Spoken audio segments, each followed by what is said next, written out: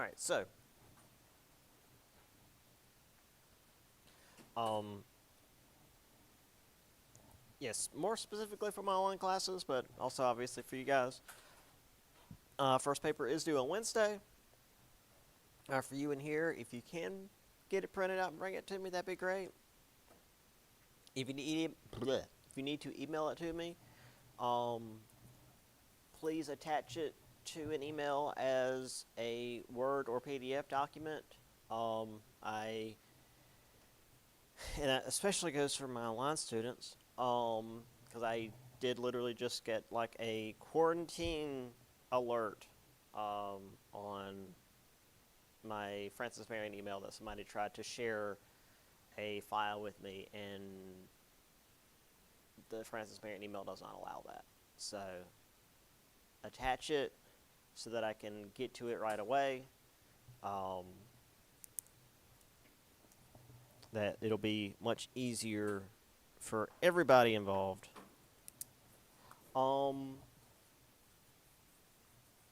That's all I've got. Any questions from you guys about anything? Okay, so that's all I've got. Your test is in the testing center or in the office whenever you want to take care of it today. You can do it now or after class, whatever. Okay. Right. So, this is where we ended last time. With immigrants coming to America and how they're mostly, Catholics and Jews, and how it affected kind of the religion that was practiced here. Then I've got just images here of Catholic churches, mass even like out on the battlefield, and Judaism, and then coming from Eastern Europe. All right. So,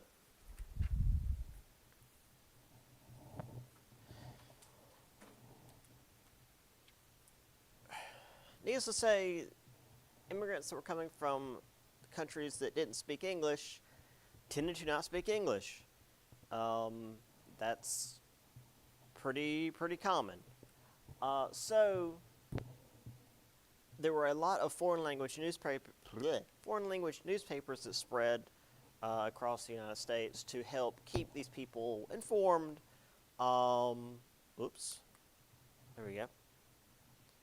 Of stuff going on locally, nationally, and also internationally, so they could not only keep up with what's going on back home, but also like if there's any sort of local festivals, job fairs, cultural things, etc., they'd be able to know what's going on. Because, as I've mentioned in my other class, like if there was some kind of event going on the other side of the city, you're not gonna know unless something tells you. You're there. This was long before the time of any kind of mass media. Newspapers were about as mass media as it got. And if you can't read the language that the newspapers are printed in, they don't help you very much. So we had German language tabloids as being the most common because, again, German immigrants were the most common. So we had newspapers like the New York Staatszeitung, St. Louis Anzeiger des Westens, Cincinnati Volksblatt, and the Wisconsin Banner, which, I don't know, that one doesn't sound quite as German. Also, as I mentioned when we were talking about like sports teams, when you have these poor, unskilled communities where oftentimes they're being passed over for jobs because, I can't let these immigrants come in and take the jobs. even though that's why they were coming in. Lots of crime, because when you're desperate and you don't have any food and you don't have any money, you got to do what you got to do. Young men would join gangs. They'd often be based on ethnic heritage, would fight one another, and a lot of times this would be like not even, say, the Italians versus the Irish. It would be like Italian groups versus other Italian groups from like different regions of Italy. Even today, it's still pretty regional. Like, people in northern Italy think differently of people in southern Italy, and even the cities are still pretty independent of one another.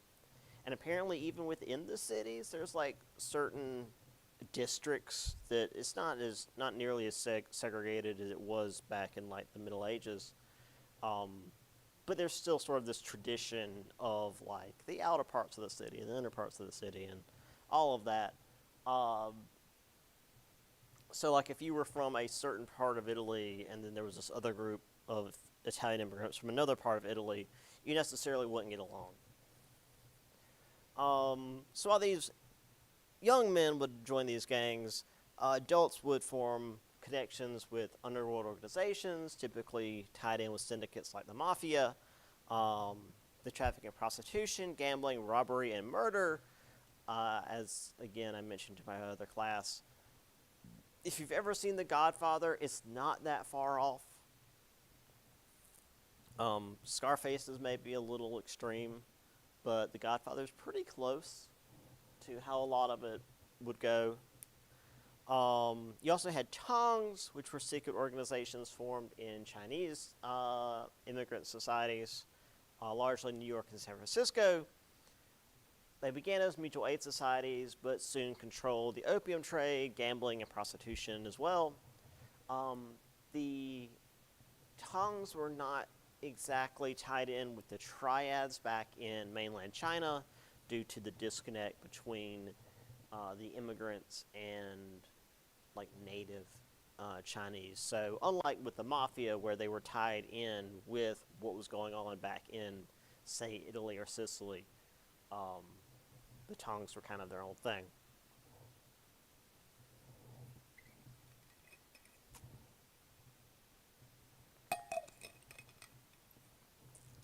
So we have the Scranton Volksblatt, which Volks is German for like the people. I guess Blatt is probably paper, so it's the paper of the people. And again, Cincinnati Volksblatt.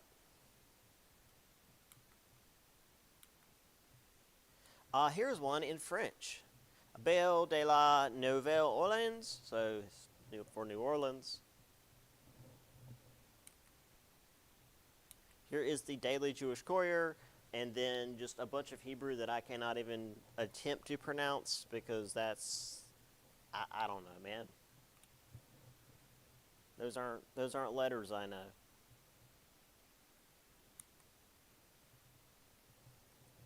Speaking of the mafia, again, while like I said, The Godfather's a pretty decent depiction of how these things went, this was the most common, where they would take over these public works programs. Again, the most common was oftentimes like road work and stuff, and just use corruption and graft to make a ton of money doing things that it was technically illegal, but I mean they weren't running around shooting anybody because that got the cops' attention. So they would sit on these jobs. You had a bunch of people on the payroll, not a lot of people actually doing the work. The job would take forever, but because they were paid by the day, they just rack up pay. I mean, and oftentimes they'd have names on the payroll that didn't exist, and they would just be funneling money into their organization. Now, the mafia is not as common nowadays. You just have the government doing that now, where they just funnel money into stuff. But yeah, the whole like going around and doing the illegal gambling and murder and stuff that got the police involved. Yes, yes.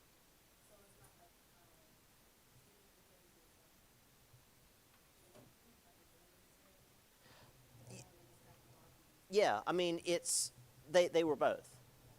Um, I mean again they would shoot you, but that would get the cops involved. So the best way to make money was to muscle in on these organizations, gradually take over using connections that they had because again they were there was lots of corrupt officials they could just give money to and get into places where they could then just make a ton of money by doing almost nothing, and that's often what they did.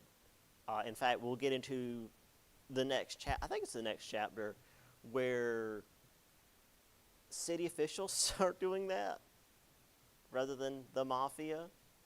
Um, but yeah, this is I like having this image because rather than it being the Godfather where it's dramatic and they're going around killing each other, this is mostly what they did, was just corruption and graft and making money by leeching contracts and stuff.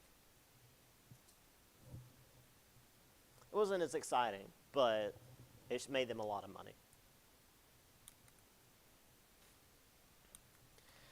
And they would typically go down and recruit at the docks because, again, a lot of these immigrants that were coming in couldn't speak English. So if you're here at the docks, you've got no idea where you're going to go or what you're going to do. You just came over by ship and you're hoping for the best. And this well-dressed guy shows up and he's speaking to you in your language. It's like, hey, I've got a well-paying job for you, and he offers you an amount of money you've never imagined, and all you've got to do is like stand around and look tough.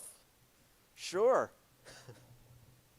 That's where most of these people ended up going and ended up staying. Like they never got too high in the organization where they actually got into the wet work, as they call it, where you do end up murdering people.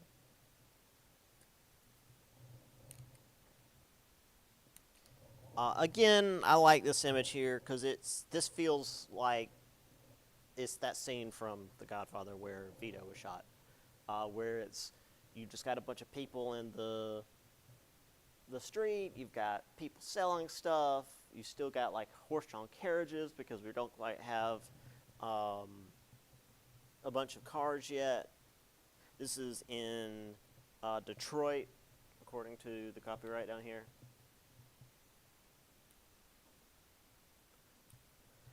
That said, you did have guys getting picked up by the police. This guy looks like he went a couple of rounds before they picked him up. He is beaten up.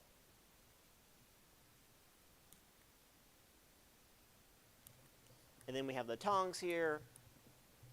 When we talk about like newspapers, it was less like newspapers and newspaper stands and more that they would often post them up as these broadsides, as like this is where you would come to see what the news of the day was. Because again, obviously there was no radio or television yet. So this is these groups. You could usually tell who the tongs were because they all dressed the same. They had kind of a uniform about them. And unlike the mafia who were trying to blend in, the tongs were not because you didn't mess with them. They tended to be a bit more violent. And unlike the mafia, they wouldn't just shoot you. They often would leave you to bleed out, and especially if you were like a member of a rival organization, you would be a message to said organization to not mess with them.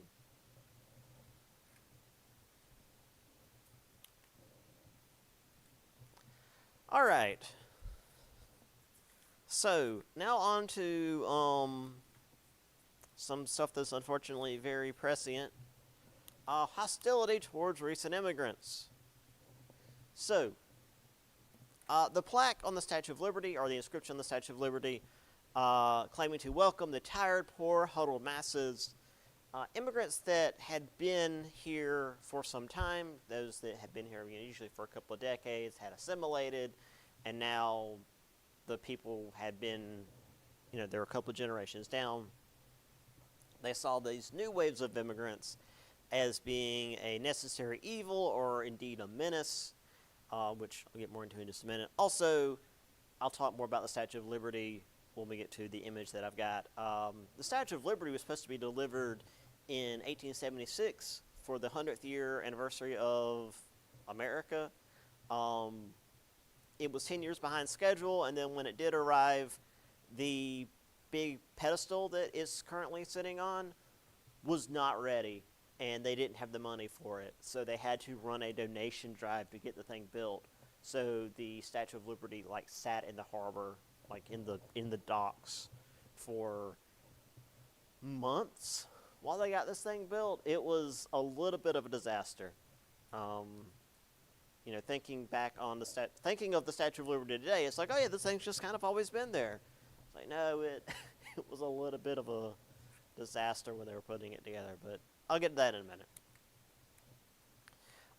Obviously, industrialists were fine with these immigrants coming in because they would provide cheap labor, but the workers themselves saw them as a threat because this would drive down wages and create competition for the jobs.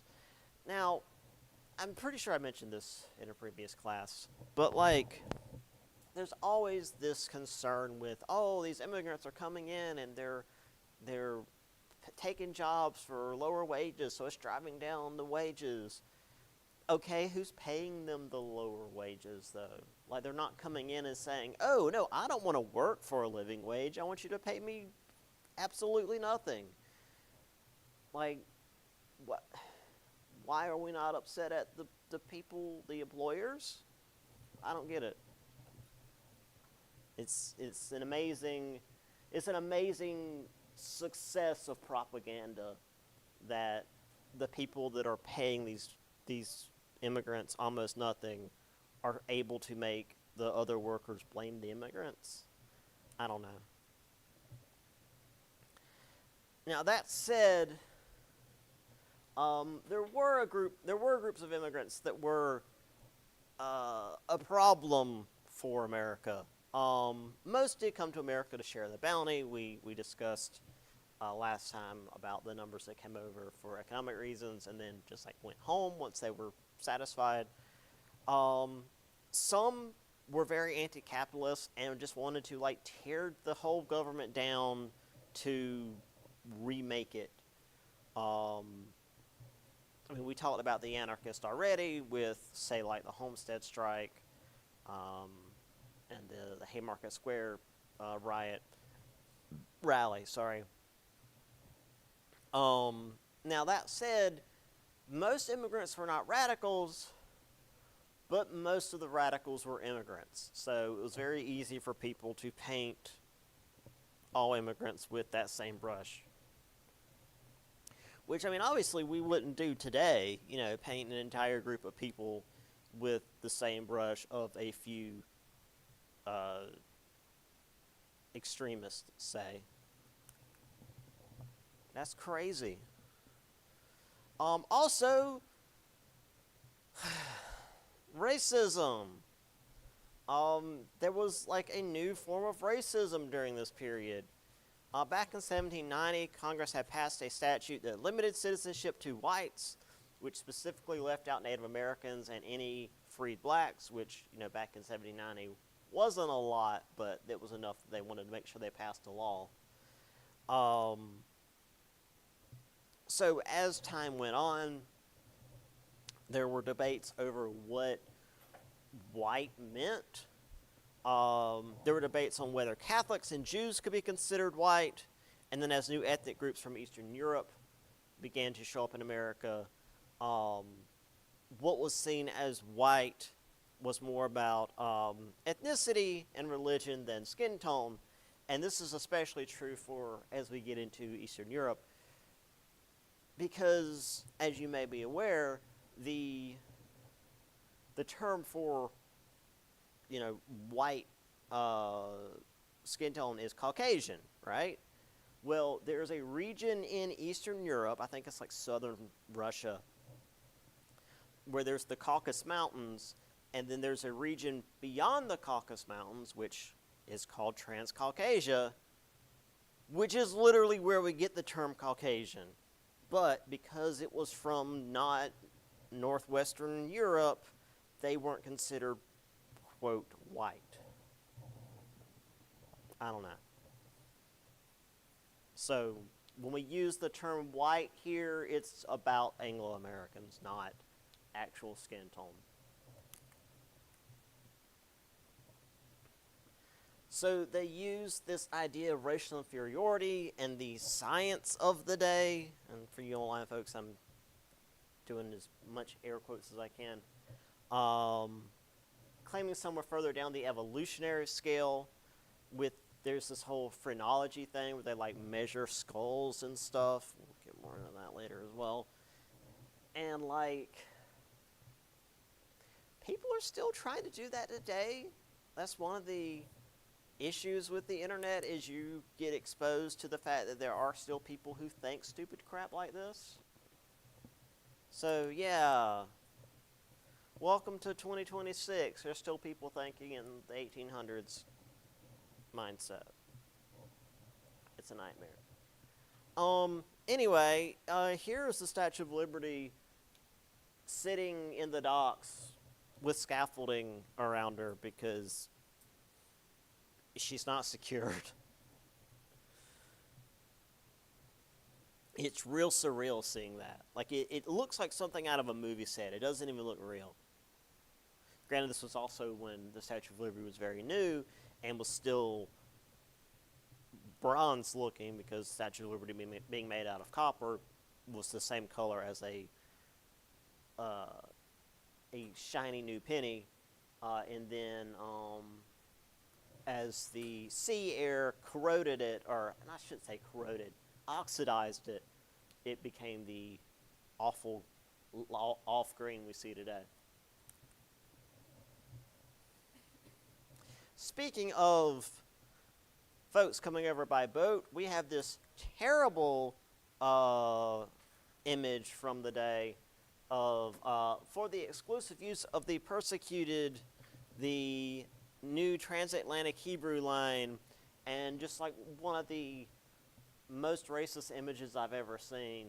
Not just are all the people drawn with the like very stereotype, Jewish look, but like this fish down here, the bird, even the ship, like what? Why? And this mindset will continue. Well, when it says the persecuted in air quotes, because like these people were often escaping from countries that were killing them, but we wouldn't believe that because anti-Semitism, and that will continue well into the 1930s and 40s, which we will get into, because boy, there was a lot of that. What other awful stuff do we have? Oh yeah, the great fear of the period, that Uncle Sam may be swallowed by foreigners. So, for one, we're on a map here of the U.S., but from the north to the south, there's the Gulf of Mexico up there at the top of the map. So you've got the Irish here on the east coast and the Chinese here on the west coast, and they're consuming Uncle Sam, and then by the end, I guess the Chinese are eating the Irish? I don't know. Yeah.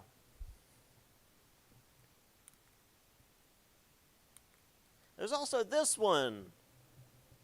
Uncle Sam's Farm in Danger. 70 millions of people are starving in the northern provinces of China. All who can do so are making preparations to come to the United States. So, huge awful famines in China was not super uncommon. And around this time, this would have been the time of the Opium Wars, when China was being destabilized by European countries and resulted in all sorts of famines and whatnot. So 70 million people are starving. Cool. Those that can are going to try to get out, because typically when you're in a situation that you're starving, you've exhausted everything else and you don't have the funds or means to get out. But some do. So they're going to try to make it to America. Great. And then the last line, look out for the grasshoppers, Uncle Sam. So we're going to treat a bunch of people starving to death not as a humanitarian crisis, but a plague descending upon our nation. That's how we viewed. I mean, I was obviously the Chinese, but just like other groups of people, period, that their humanitarian crisis is a burden to us.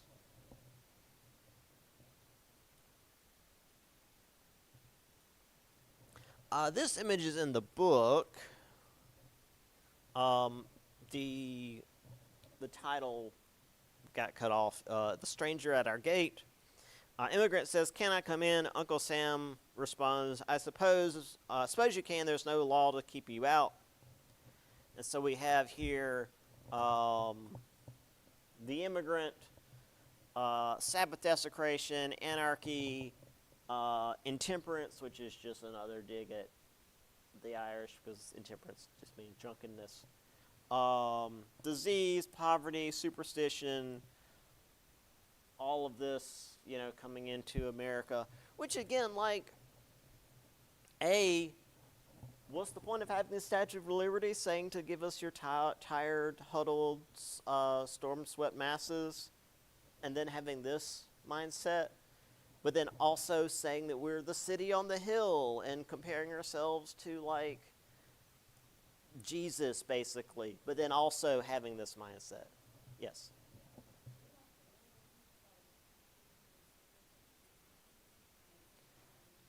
I mean, probably.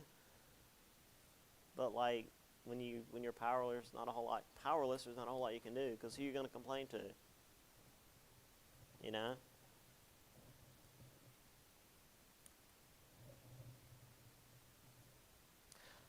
Forgot about this one. Another really weird anti-Semitic thing. This is the U.S. in the hand of the Jews. Okay. Where you've got Republicans and Democrats and the gold standard, because I guess that was a thing, and Wall Street, and everybody, well, at least these two guys here on the side are, again, looking very Jewish. History repeats itself. And this isn't even like, this is specifically that they will fleece our economy, I guess. And then over here, what Judas ought to do, if you're familiar with the last part of that story, where depending on the book, Judas either hung himself or like fell off a cliff. Yeah. So yeah, all these poor people coming from Europe trying to survive, they're gonna take over and destroy our economy. I don't know. There's never much of a through line with reality and what they were talking about. Speaking of no real through line between reality and what people were worried about, nativism and eugenics. We'll get in. Eugenics is obviously the more important one. Let's talk about nativism real quick. So nativism is defined as the belief that foreigners pose a serious danger to one's native society and culture, which was due to this rises in immigration. Now, this comes up pretty much every year, particularly around Thanksgiving. And I remember seeing Jon Stewart doing a little special on this. It's like, I think one group would have had it right if they had a nativism mindset, and then he shows like Native Americans. It's like, yeah, there were certainly groups that came in and destroyed one's native culture and society, which is to say the Europeans coming in and wiping out Native Americans. Um, Mostly their society, but oftentimes entire groups. But then beyond that, it's like, what is the, well, we'll get into that. So there was this concern that Southern Europeans, Semitic, and Slavic races did not fit into the community of race that had created the United States. But like, the United States has always been a mixture of different groups anyway. Like from the start, it was mostly Spanish. But like, even the English colonies weren't just English. There was a bunch of different groups from different countries there from the start. So I don't know. This argument has never worked. So we had organizations like the Immigration Restriction League and the American Protective Association that wanted to restrict immigration, and in the case of the American Protective Association, actually reduce the rights of Catholics that were already here in America. I'll get into why that is here in just a minute. But worse than just this concern that, oh no, these people from another country are going to take our culture or whatever, was eugenics. Eugenics was a pseudoscience that advocated for biological engineering. They want to select a breeding of, quote, desirable races to counter the rapid population growth of, quote, useless races, which is already concerning. But also they wanted to institutionalize those seen as unfit and sterilize those that were considered mentally impaired, as well as licensing and regulating marriage to produce better breeding. If any of this sounds familiar, this is where Hitler got it. Yeah. This wasn't something that was thought up in 1930s Germany. This was something that came up in late 1800s, early 1900s America, and was brought to its logical extreme in 1930s Germany. FYI.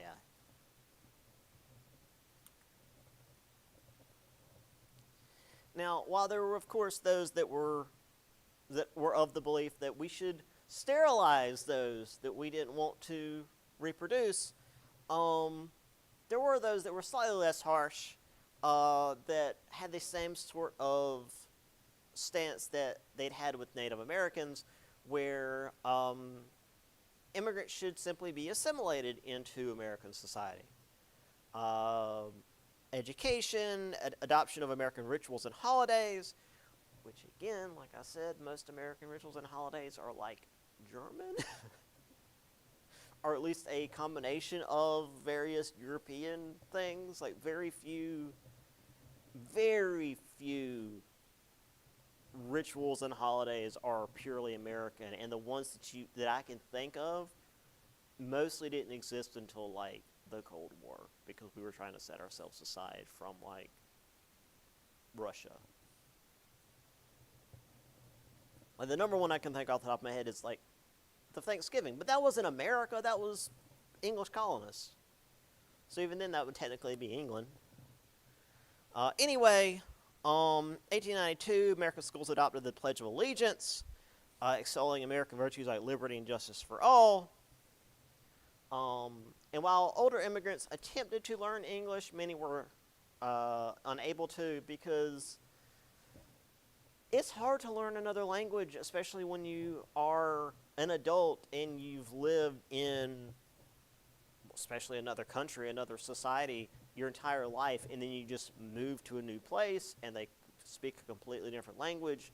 It's very hard to change all of that about yourself. That's why I don't know how it is today, but at least when I was younger, like there was this push to get kids as young as possible to learn new languages, because that's when your mind can absorb words mean different things more easily.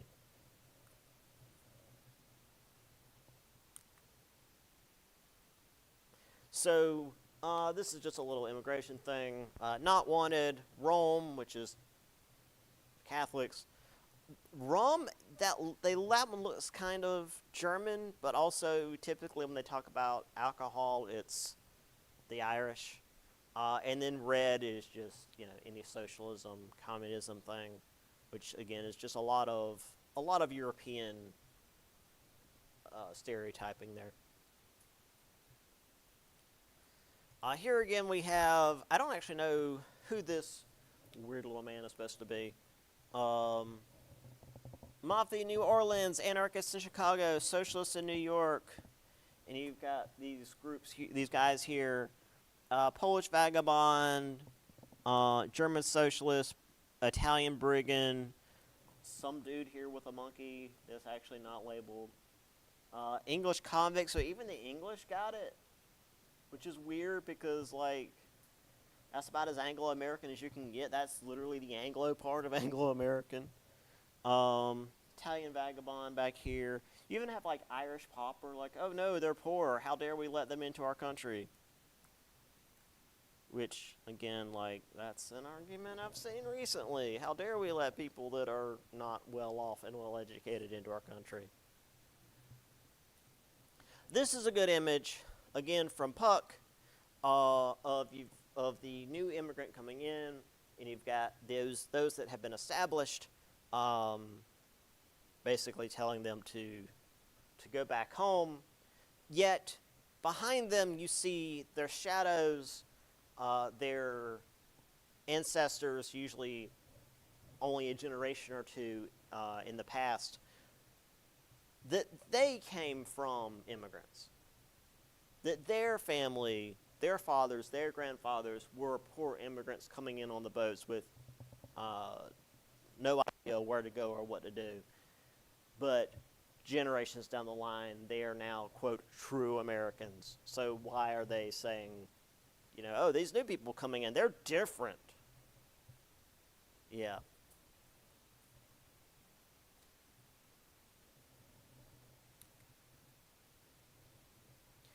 This is the Catholic thing. So the reason for this is that on paper, at least during the Middle Ages, a Catholic's loyalty was to the Pope above all else. Now, granted, again, this was a Middle Ages thing.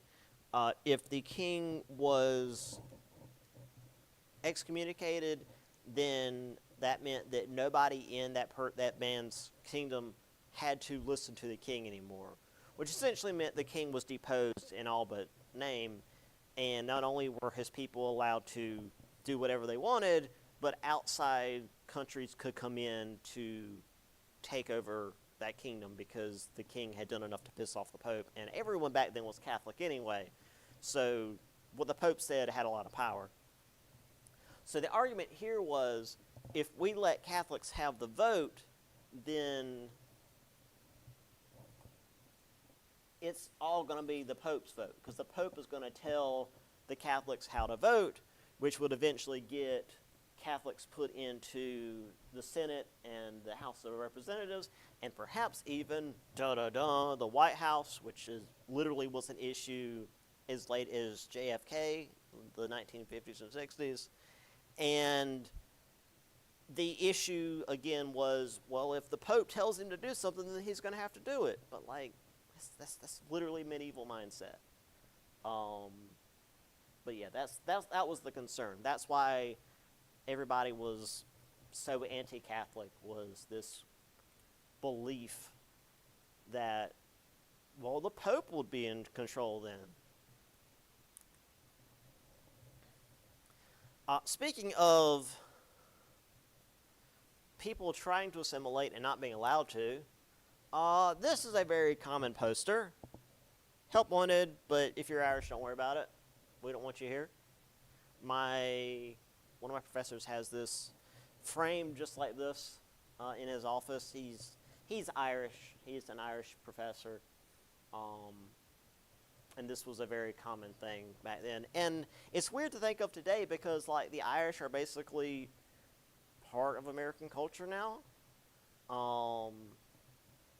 But back when they weren't, they were seen as just as much of a menace to society as, the Chinese or the Italians, which again also to mention, the Italians were seen as a menace to society until they weren't. The Japanese also, and let's go ahead and have a little old racist lady here, making sure we can see the sign. I like to always point this out. Like that might as well be my grandmother, as bigoted as she is. And she's 93 years old, just turned 93, so that might have been her.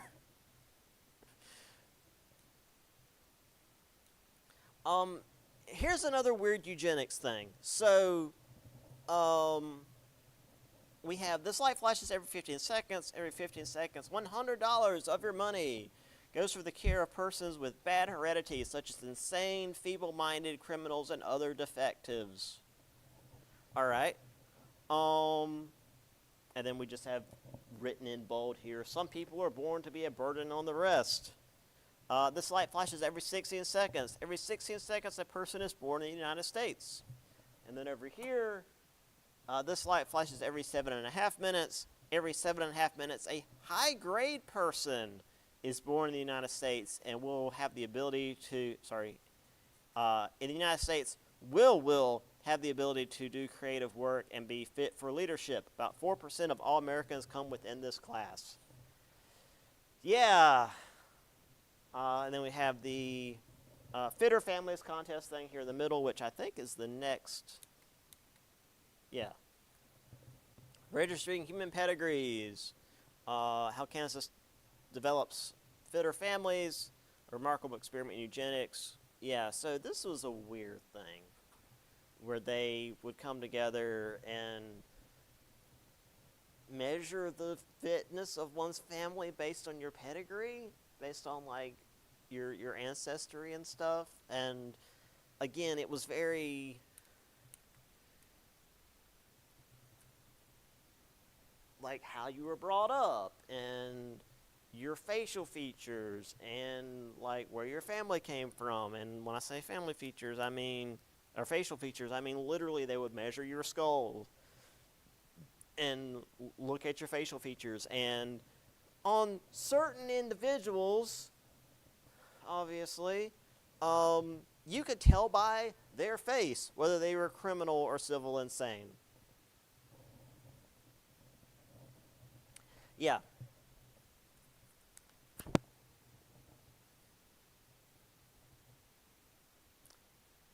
This was a scientific stance in 1800s, early 1900s America.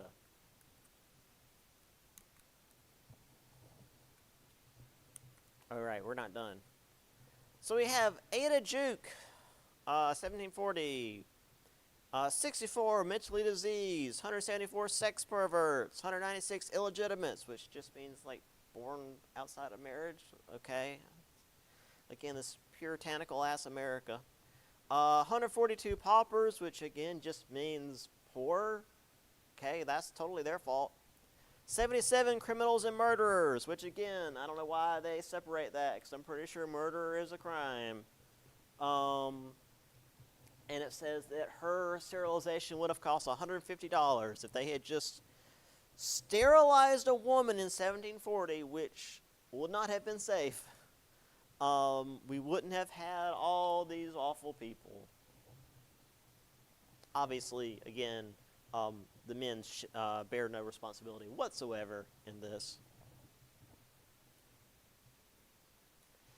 Yes, here we have the strange timeline of Martin Kallikak, whatever.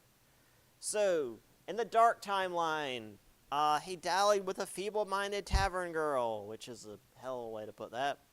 She bore a son known as Old Horror, who had 10 children. From Old Horror's 10 children came hundreds of the lowest type of human being. Okay? Whereas in the other timeline of, Harvey Dent here, He married a worthy Quakeress. She bore 7 upright and worthy children. So already the worthy Quakeress is having a hell of a lot more kids. Um, and from these 7 worthy children came hundreds of the highest types of human beings. Also, just to mention that, like, the tavern girl has a job. She's got an income, but whatever. Can't have that. Yeah. That's how heredity works, apparently.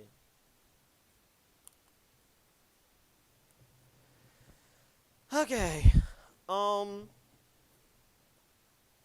let's get into assimilation. So, while it was pretty much impossible to become fully assimilated, you can't go to another country, especially as an adult, and just become part of that culture. Um, you're still not going to be the same person you were when you left your home country. Um, I use myself as a little bit of an example. I spent 4 months in Ireland, and then 2 years in Rhode Island, and it changed me a little bit compared to how I was living down here all my life. Um, Between Ireland and Rhode Island, like, my accent, for example, got a lot less intense. Um, Obviously, to the people living there, it was the most southern they'd ever heard. But I distinctly remember, after being in Rhode Island for a year, my aunt and my mother came to visit. And in the 15-minute ride between the airport and the apartment, I caught myself saying y'all like 9 times. And I distinctly remember not using that while I was up there in Rhode Island. So yeah, like, there's always this disconnect when you are in a new place and a new culture. You're going to be different than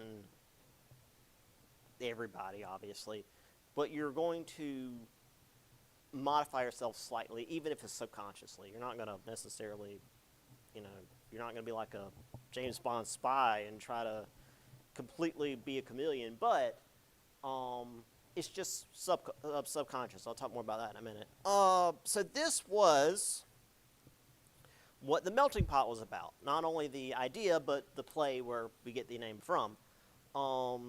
Writer Israel Zangwill, who was an English-American Jew, wrote this play in 1908.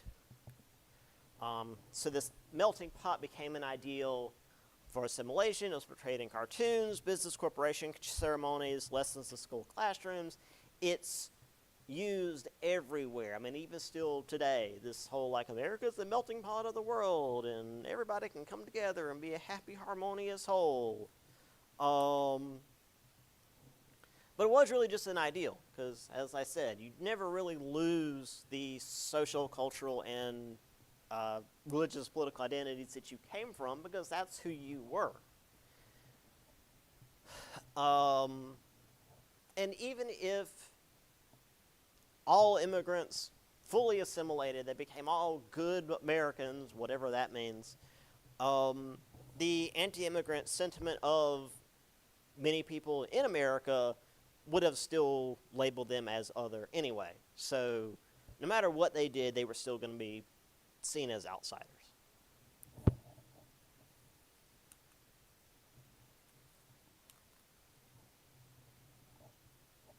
So we have the sociologist W.B. Du Bois, who we will talk more about in later chapters. He's pretty important just in general.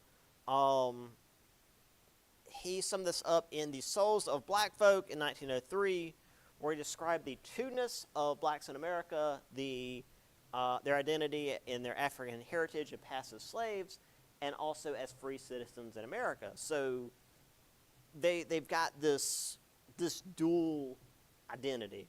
And this could also apply in many ways to immigrants who had, where they came from, Germany or Italy or Russia or whatever, and then now this new identity of being in America. Um, and the book describes, rather than the melting pot of everyone, just becoming this um, homogeneous whole, as more a vegetable soup, where you've still got chunks of identity of the past, um, but there is still this collective broth of um, things that are still similar. Because again, Americans are Americans, but even just regionally, we're different. I mean, hell, even within, I always bring this up too, South Carolina, we have 3 regions of how we do barbecue differently. If you were not aware of that, like we're in the low country. Around Columbia, they do it differently. And then beyond Columbia in the upstate, they do it differently. So, like, that's very, very micro region stuff. But we're not a homogeneous whole. And that'd be boring anyway, everybody being the same.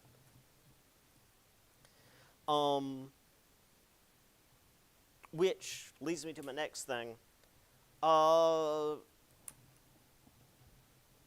Regional accents in America have diminished significantly over the last few decades due to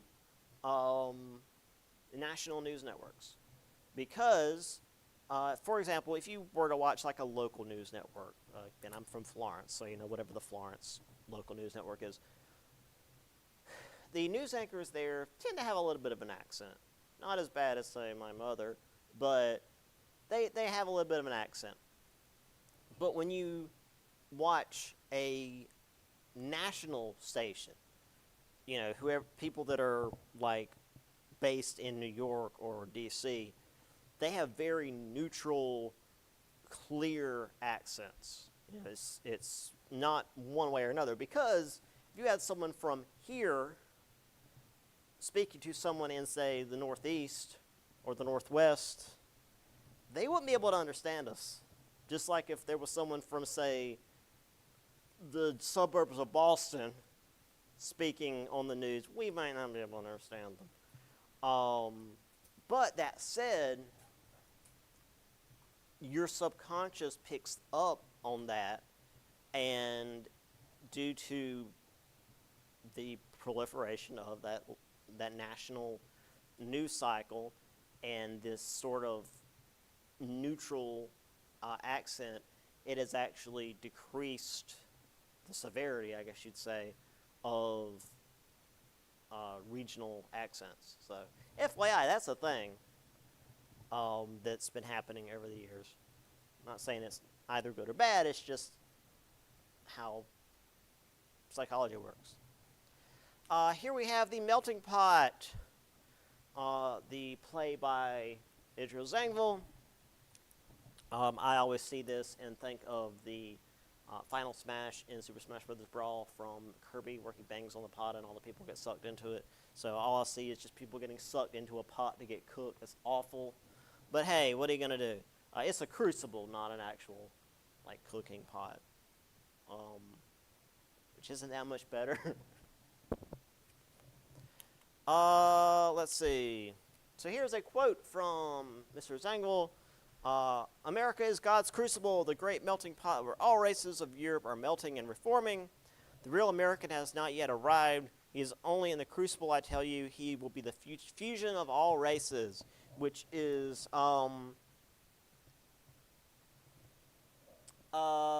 pretty idealistic, I should say.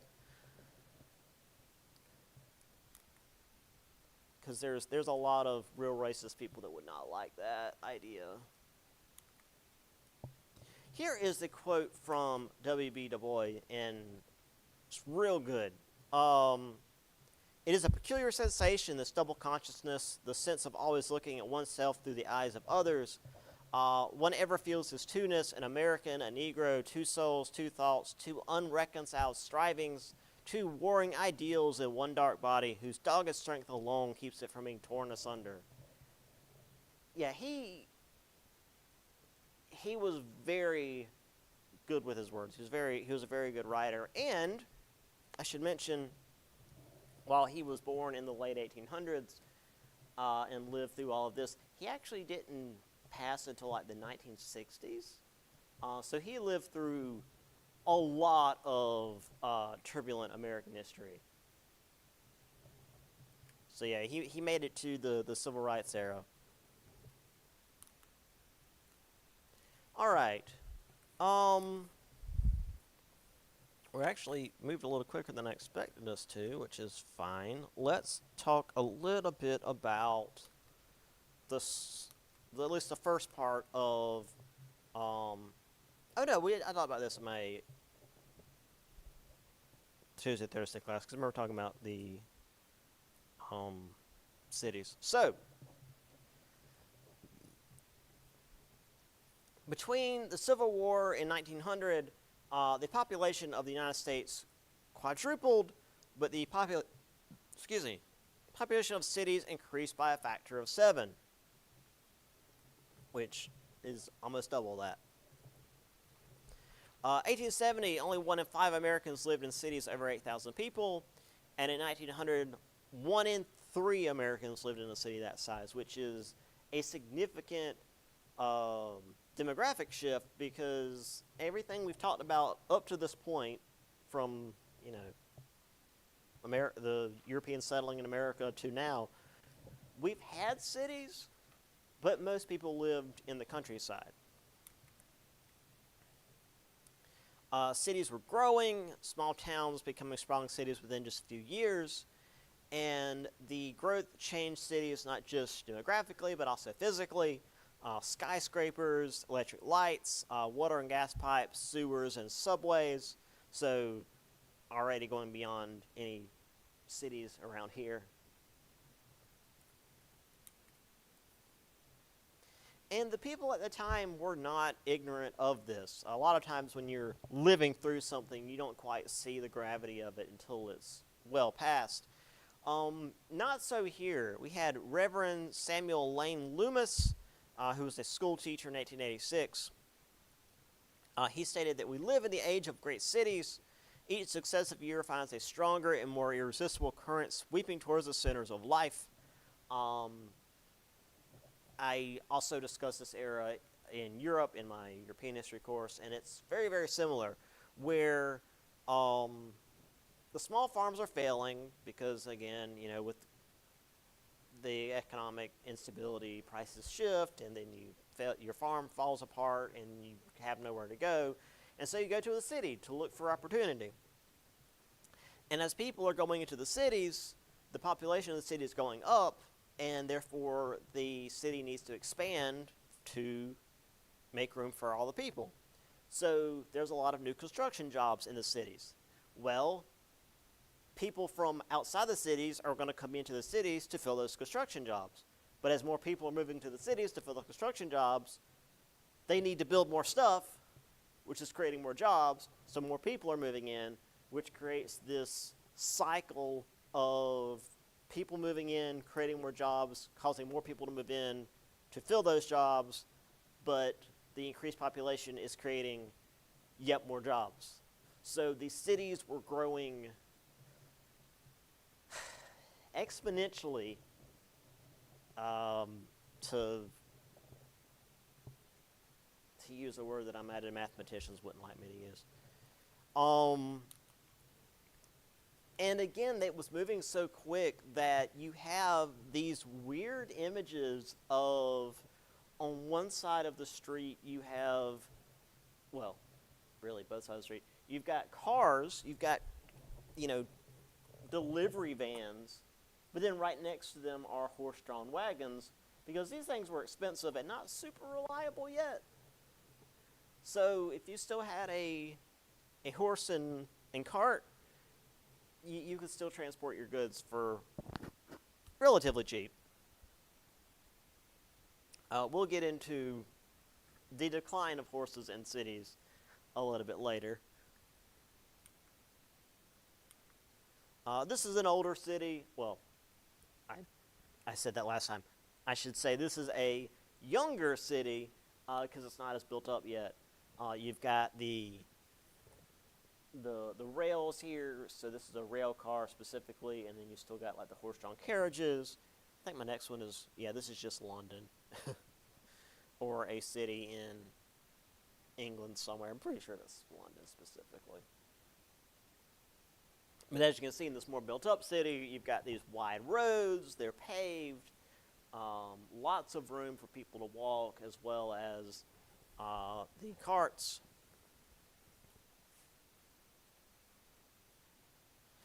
And then also, when it came to building these skyscrapers, it wasn't exactly the safest job. There wasn't really any kind of harnesses. There wasn't any point in wearing hard hats, because if you fell, nothing was gonna save you.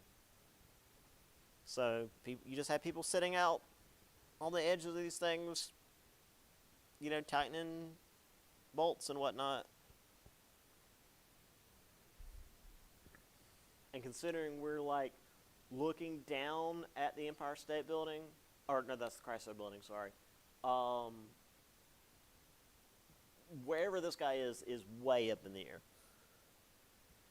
Granted, if I'm like 2 or 3 stories up, I may as well be way up in the air too. Yes?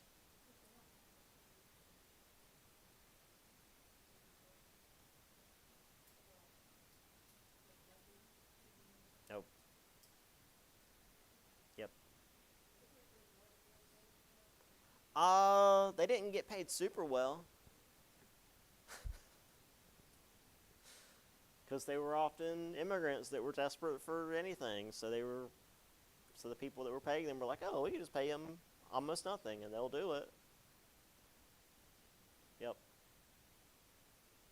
This was the sort of scene where that famous image of the guy sitting on the I-beam having lunch came from.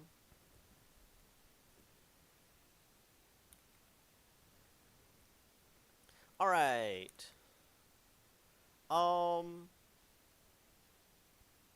Let's just do one more. So we got about 10 more minutes, so let's just do this one slide, and then I'll let you guys go.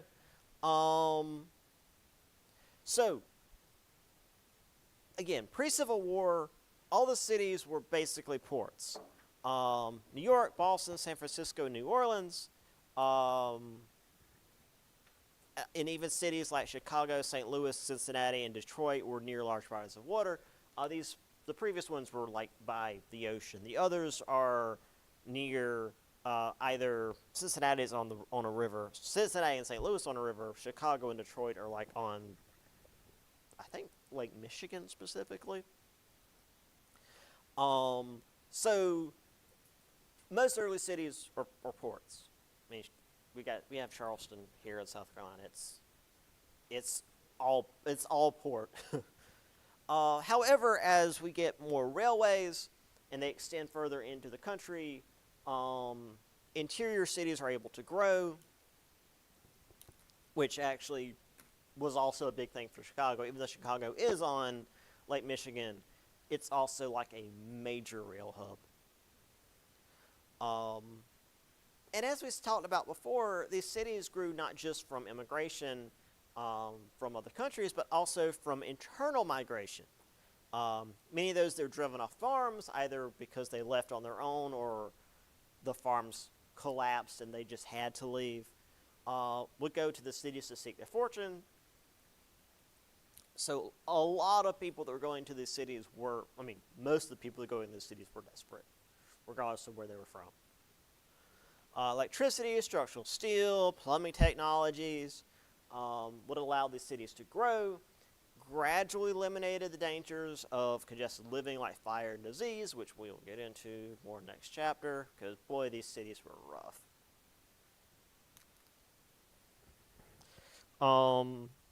And obviously, the farmers going to the cities were not just the white farmers, but also plenty of black farmers. But of course, black farmers had to deal with racial segregation and all the other fun things that one would have to deal with in the late 1800s. Between 1890 and 1914, as many as 485,000 blacks left the South. though the North was not exactly a free and friendly promised land that they had been led to believe. As with foreign immigrants, they faced discrimination. They were often pushed into black-only ghettos, and they had to pretty much just rely on each other in order to survive. There was very little aid for really any non-white in America. So, let's see. Cities, 1920 percentage population living in cities. Obviously, we were at the bottom here in South Carolina.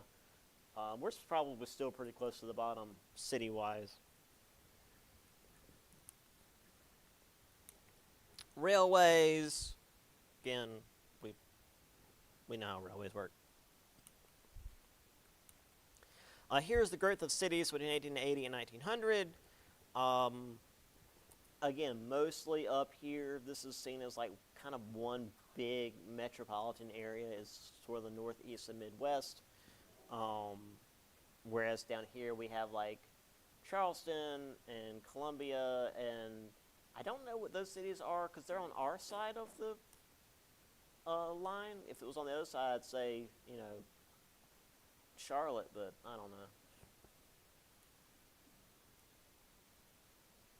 Oh, I don't have any more than that. Okay, we'll talk more about city stuff next time. I'll see y'all on Wednesday.